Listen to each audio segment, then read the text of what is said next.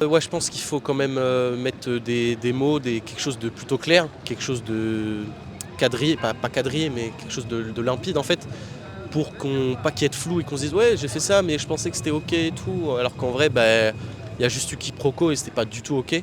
En fait, quand on s'aime et qu'on est ensemble, normalement, on n'a pas à se créer une charte, avec des règles. Pour moi, une relation avec quelqu'un, c'est aussi être libre avant tout, et de pouvoir, vivre sa vie tout en restant avec la personne et pas se priver, en fait.